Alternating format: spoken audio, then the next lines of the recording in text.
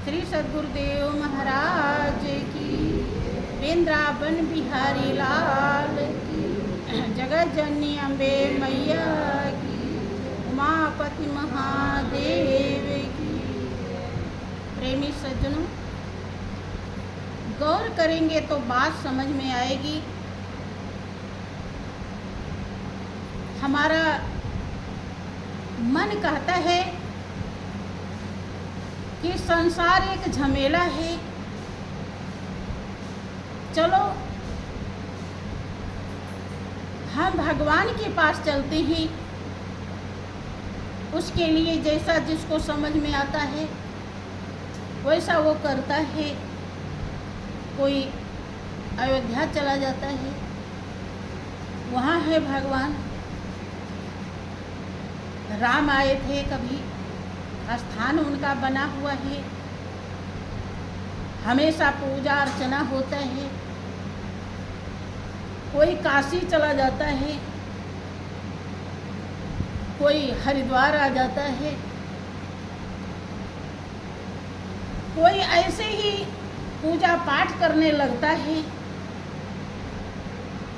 लेकिन फिर भी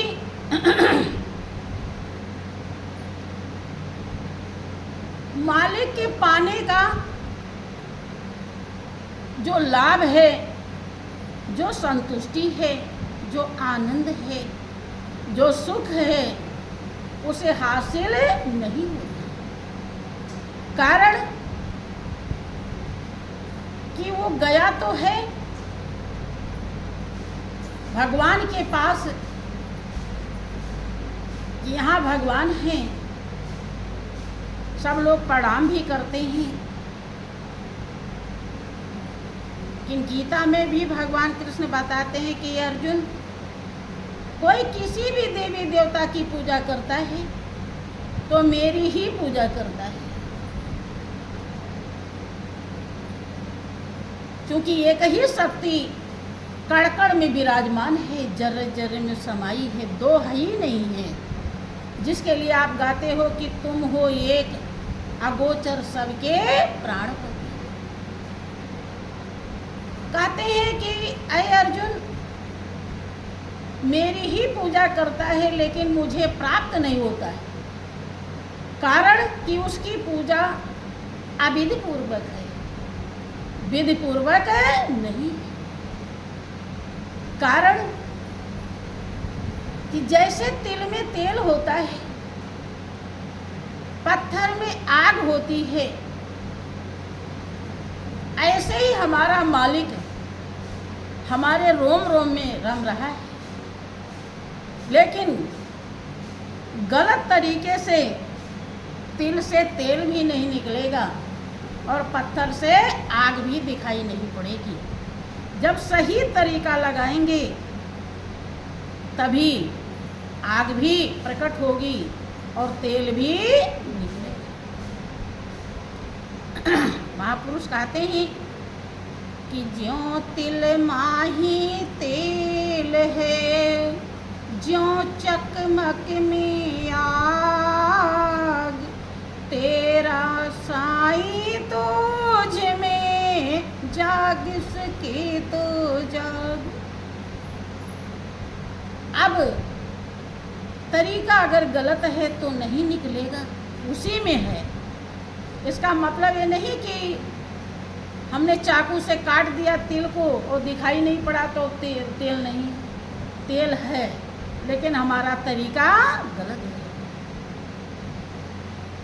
पत्थर को आटे के मिल में पिसाई करवा दिया तो आग नहीं दिखाई पड़ी, इसका मतलब उसमें ऐसा नहीं कि आग नहीं, लेकिन तरीका गलत है।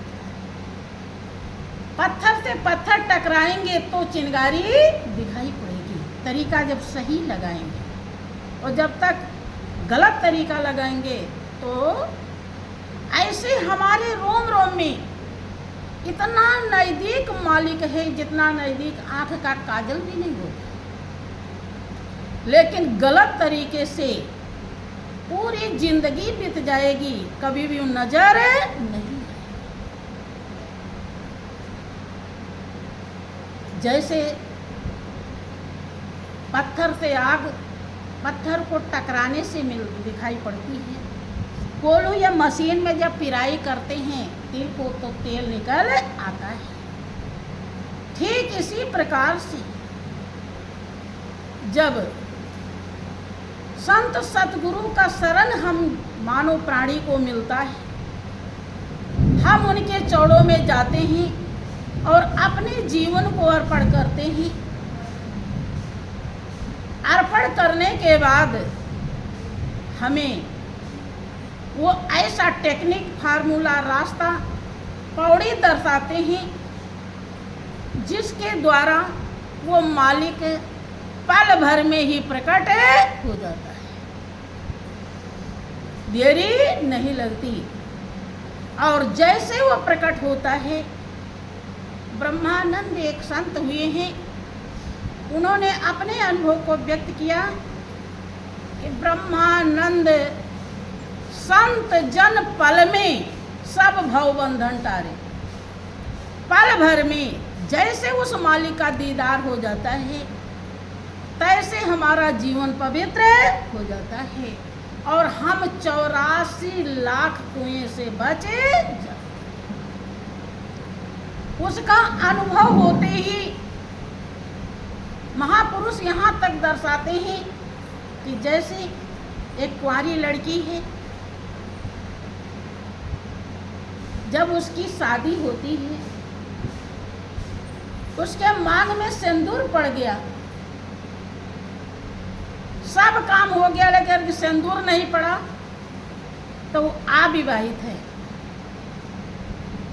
और सिंदूर पड़ गया तो मंदिर में ही क्यों ना पड़ा हो, 2-4 लोगों के साथ ही पड़ा हो, या कोर्ट में क्यों ना पड़ा हो, तो विवाहित है।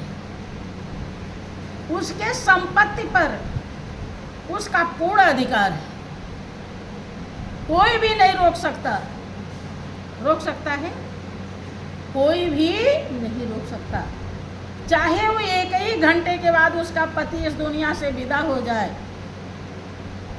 तो कोई नहीं मना कर सकता कि तू इसके संपत्ति की अधिकारी नहीं। जय, एक उदाहरण इसीलिए दे रहे हैं कि ताकि आपको बात समझ में आए। ठीक इसी प्रकार से जैसे उस मालिक का दीदार होता है, जो पहले भी साथ था, आज भी है और आगे भी रहेगा। उसका दीदार होते ही, पहचान होते ही, अनुभव होते ही 84 लाख योनि से हमें छुटकारा मिल जाता है। जैसे रात में कितना भी उजाला कर लीजिए, लेकिन जब तक सूरज नहीं निकलेंगे, उजाले में बहुत काम आप कर सकते हैं, लेकिन कमल नहीं खिला सकते जब तक सूरज नहीं निकलेगा। सूरज के निकलते ही कमल खिल जाता है। ठीक इसी प्रकार से आप कितना भी पूजा पाठ कीजिए, दुनिया की चीज़ें मिल सकती हैं आपको, लेकिन आत्म संतुष्टि नहीं मिलेगी। आत्मा प्यासी परमात्मा के लिए सतगुरु का शरण मिलेगा और स्वरूप का दीदार होगा, तभी 84 कटती है और हम मंजिल पर आगे बढ़ेंगे।